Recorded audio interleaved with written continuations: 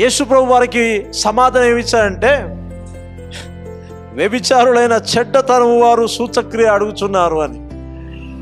ఇదే స్క్రిప్చర్ని ఈ కాలంలో, అందన మాట వినాలి, ఈ కాలంలో ఎత్తిపెట్టి ఇది నేను సంఘానికి చెప్పొచ్చా, అడగొచ్చా, ఇలా చెప్పొచ్చా, ఈ ప్రసంగం చెప్పొచ్చా? ఎవరైనా మీరు సూచక్రియలు ఆశిస్తున్నారు, లేకపోతే ఎవరైనా అద్భుతాలు ఆశిస్తున్నారు అని చూసుకొని తెలుసుకొని నేను మాట్లాడిననుకో ఎలా ఉంటుంది? ఇది జ్ఞానం కాదు, అజ్ఞానం అంటారు దీన్ని. అంటే ఇప్పటికి కూడా ఈ కాంటెక్స్, అవునా, సంబంధము లేని ఈ మాటను తీసుకొని బోధించే వాళ్ళు ఎంతోమంది ఉన్నారు. అవునా, సంఘములో సువార్థికులు ఉంటారు, సంఘానికి సువార్థికులు ఉంటారు. అద్భుతాలు సూచక్రియలు ప్రతి ఒక్కరి ద్వారా జరుగుతాయి. ఏ నామంలో జరుగుతాయి?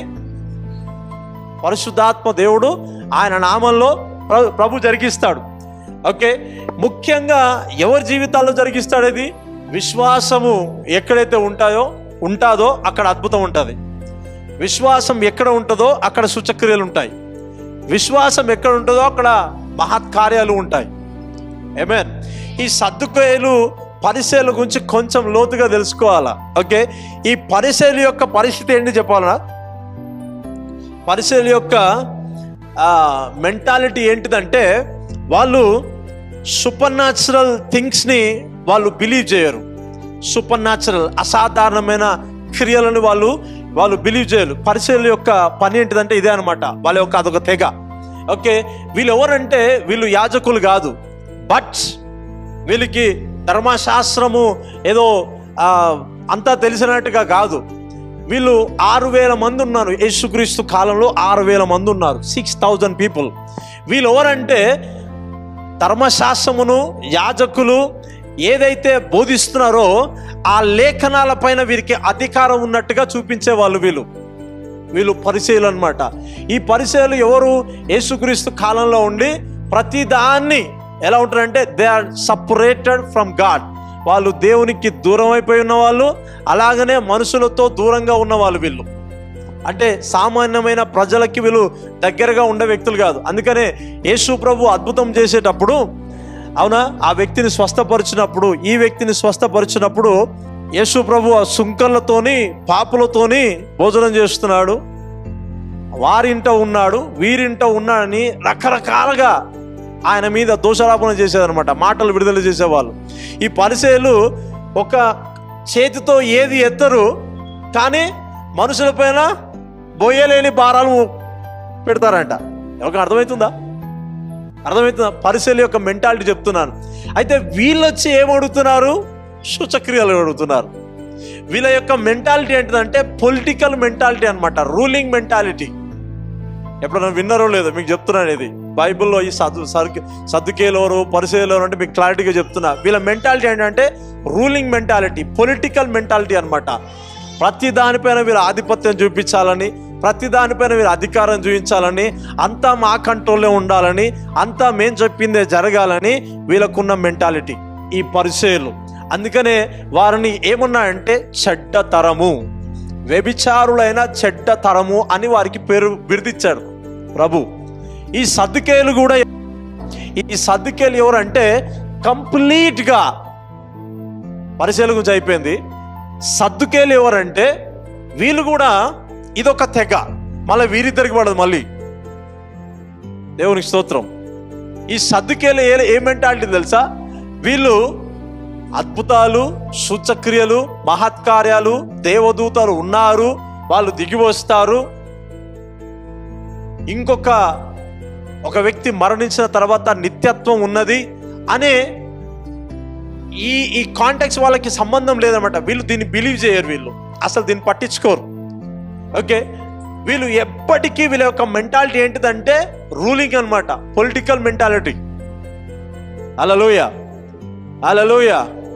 ఎవరైనా ఈ స్క్రిప్చర్ని తీసుకొని సూచక్రియలు అడుగుతున్నారు, చెడ్డతరం వారు అని ఎవరైనా ఈ స్క్రిప్చర్ని లేవనెత్తి ఏ ప్రసంగికుడు మాట్లాడినా ఆ ప్రసంగికుడికి ఉన్న బిరుదు ఏంటిదంటే శాస్త్రులు, పరిసయ్యులు, సద్దుకేయులు.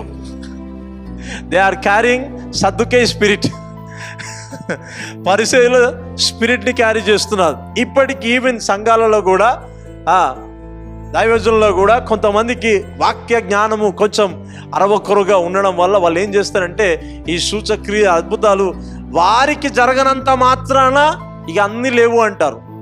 ఇప్పుడు ఇక్కడ ఉన్నవారు కొంతమంది పరిశుద్ధాత్మ చేత నింపబడి భాషల్లో మాట్లాడే వాళ్ళు ఉన్నారు. అవునా?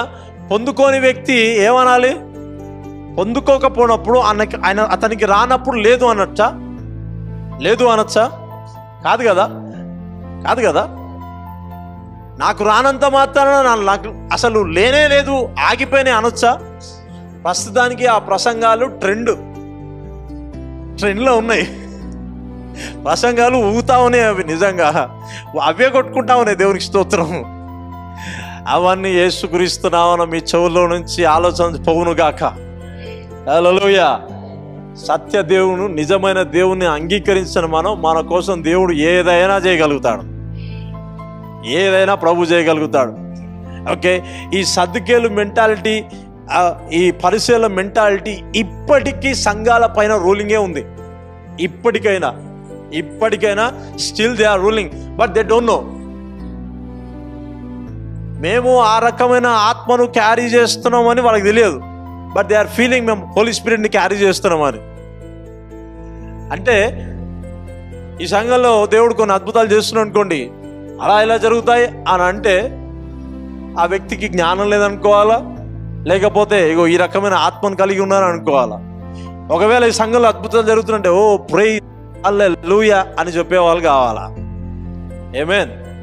ఏ మనిషి ఘనత కొరకు కాదు, కానీ ఆయన నామ ఘనత కొరకు ప్రభు అద్భుతం చేస్తాడు, సూచక్రియలు జరిగిస్తాడు. అంతే, అద్భుతములు దేవుడు జరిగిస్తానే ఉంటాడు. ఆమేన్.